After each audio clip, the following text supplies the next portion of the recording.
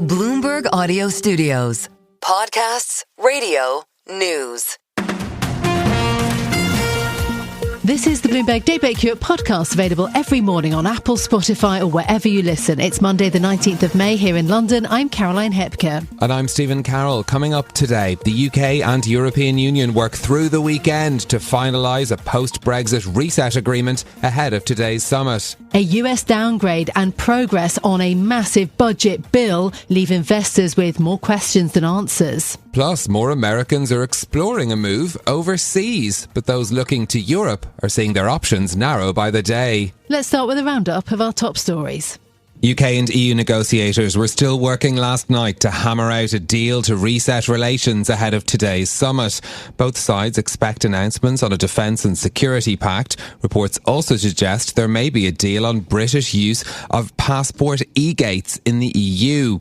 However, youth mobility, fishing quotas and food standards have all proved to be major points of contention. Here's Britain's lead negotiator Nick Thomas-Symonds speaking to the BBC. Brexit was about an independent trade policy, which is exactly what this government is taking advantage of. It's about choices that we are making on our own standards with regard to the EU. But it is also about delivering, frankly, deals that the previous government and previous prime ministers post-Brexit kept promising and couldn't deliver. Nick Thomas-Symonds also said the UK had been applying ruthless pragmatism during negotiations. His comments come ahead of Prime Minister Keir Starmer's meeting today with the European Commission President Ursula von der Leyen and European Council President Antonio Costa. Treasuries have dropped and the yield on 30-year notes has risen to 5% for the first time since April after Moodys Ratings stripped the US government of its top credit rating, citing a ballooning budget deficit. US Treasury Secretary Scott Bessent downplayed concerns over the government's debt on NBC's Meet the Press. Bessent pointed out that other rating agencies had made similar moves years ago. I think that Moody's is a lagging indicator. I think that's what everyone thinks of credit agencies. Larry Summers and I don't agree on everything, but he said that when they downgraded the U.S. in 2011. So it's a lagging indicator. Bessent's comments on NBC came as a key US House of Representatives committee advanced President Trump's giant tax and spending package. Republican hardliners dropped their opposition to the bill after winning agreement from party leaders to speed up cuts to Medicaid health coverage. There is strong support among Republicans for the tax cuts at the core of the package, but worries about the deficit, highlighted by Moody's downgrade, has meant that some on the right of the party are pushing for faster spending cuts. Russia's Vladimir Putin is due to speak to US President Donald Trump today on the future of Ukraine. Bloomberg understands that Putin is confident his forces can break through Ukraine's defences by the end of the year to take full control of 4 regions he has claimed for Russia. The Russian president's belief means he is unlikely to offer any meaningful concessions to Trump during their call later. On Friday, the leaders of Germany, France and the UK spoke to the US president to make the case that Putin is trying to draw out negotiations. The pro-EU centrist mayor of Bucharest has won Romania's presidential runoff, defeating far-right opponent George Simeon. Independent candidate Nica Jordan secured more than 54% of the vote after results from 98% of polling stations. That's according to the election authority. The contest featured Romania's highest voter turnout in 25 years.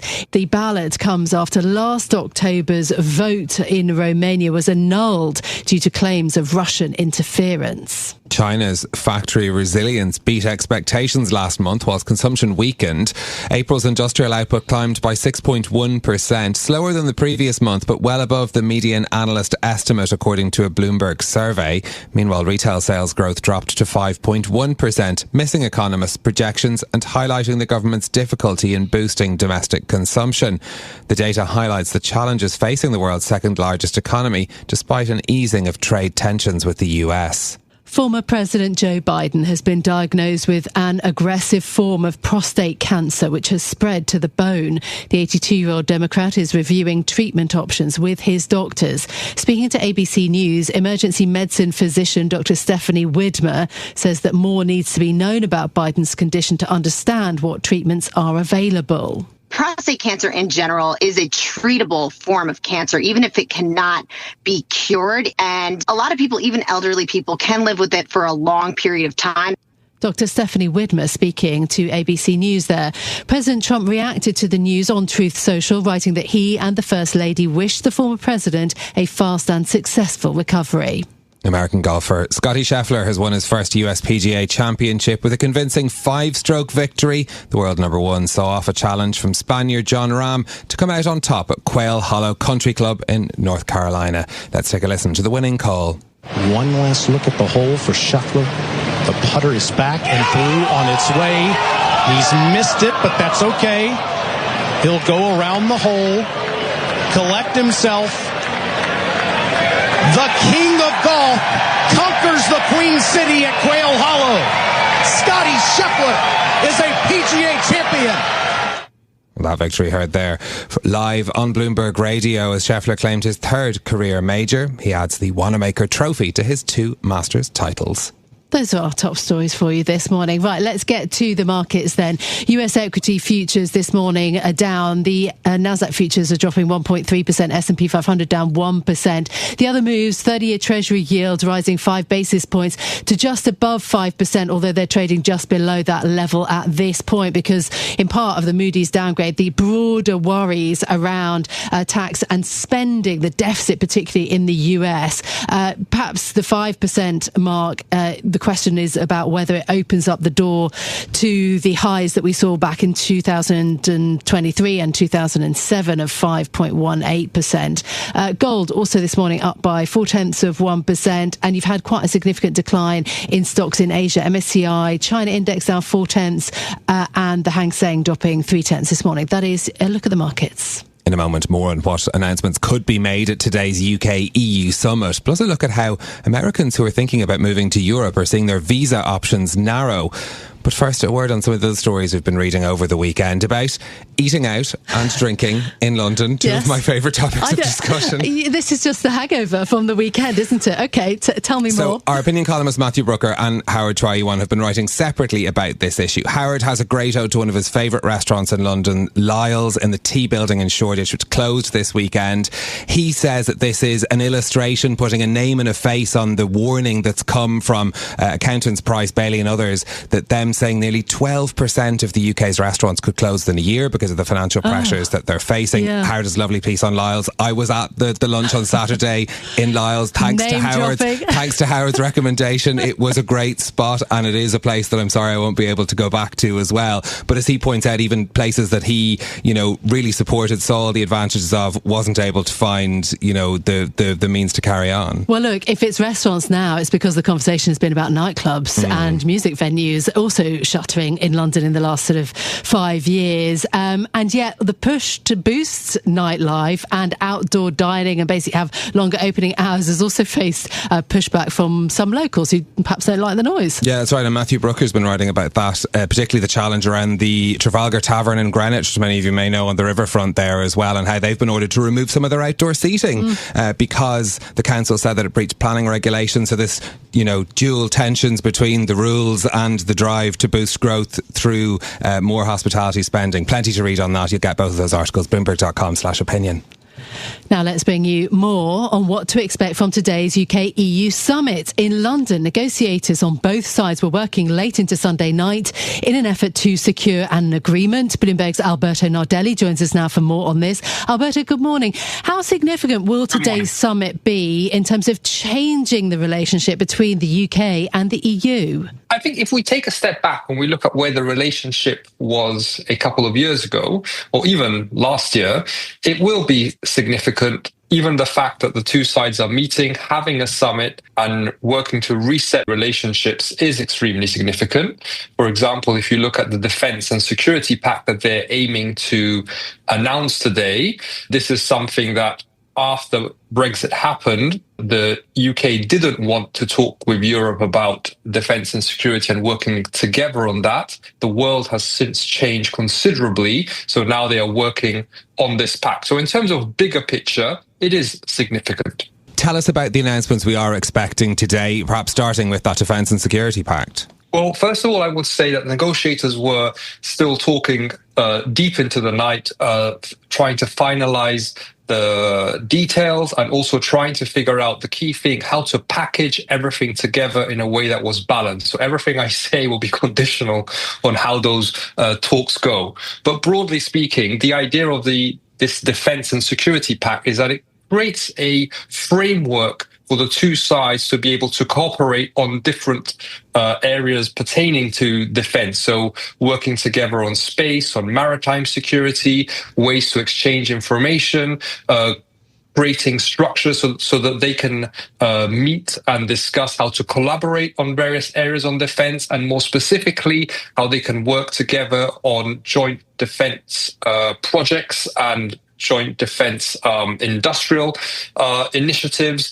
And so if you think about it this way, after Brexit, all the structures that existed to allow the European Union member states to work together on defense were stripped away. So what this pact does, it tries to recreate some of these structures outside of the European Union. Okay, where do you think negotiators have perhaps failed to reach agreement, though, as far as we know?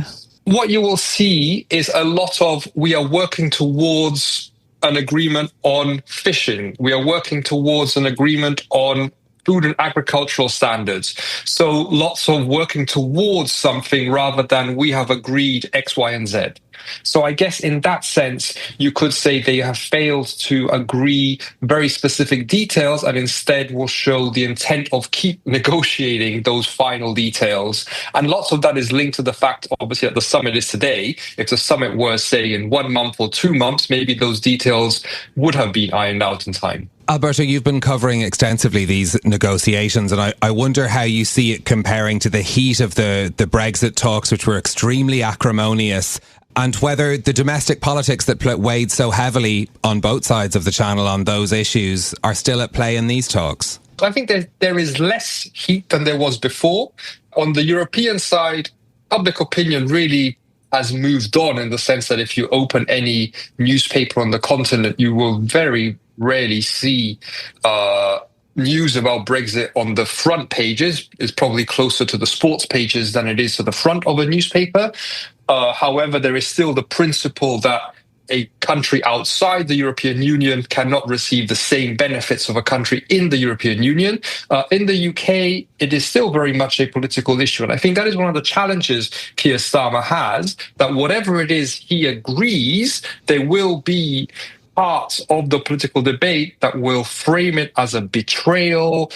He is trying to bring the UK back into the European Union through the back door, when in reality, that's not really the case if you look at the specifics. So, for example, you take this visa scheme that they are trying to negotiate to allow young people to come to the UK to work for a few years. Some parts of the political spectrum say, oh, this is free movement through the back door, when in reality it's not, given that if you need a visa to enter a country, by definition, it is not free movement.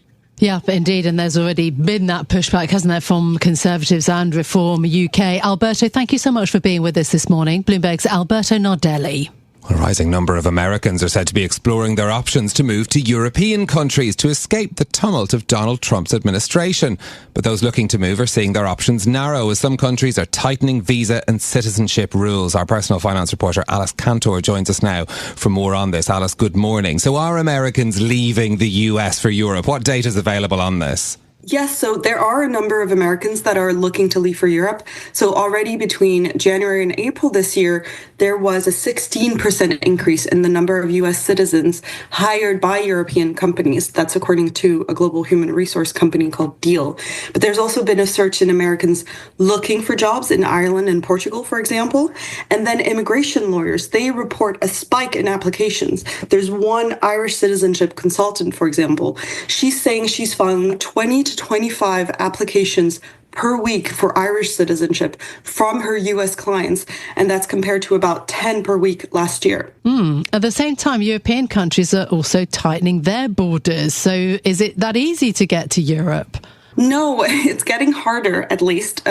So there's been a wave of policies that are being passed across the continent and in the UK to restrict immigration. So the UK just last week published a white paper on immigration that would significantly raise the threshold for students, professionals, and long-term residents to access and stay in the country. Then the Italian government, they announced an emergency decree in March that would restrict its citizenship by ancestry program. So that's a program that used to let people with generational ties to Italy, going all the way back to 1861, to apply for EU citizenship. And then in April, the EU Court of Justice, they ruled that Malta's citizenship by investment program, which is a sort of golden visas that granted EU citizenship after an initial investment in Malta, that program was illegal as well. This is Bloomberg Daybreak Europe, your morning brief on the stories making news from London to Wall Street and beyond. Look for us on your podcast feed every morning on Apple, Spotify and anywhere else you get your podcasts. You can also listen live each morning on London DAB Radio, the Bloomberg Business app and Bloomberg.com. Our flagship New York station is also available on your Amazon Alexa devices. Just say, Alexa, play Bloomberg 1130. I'm Caroline Hepker. And I'm Stephen Carroll. Join us again tomorrow morning for all the news you need to start your day, right here on Bloomberg Daybreak Europe.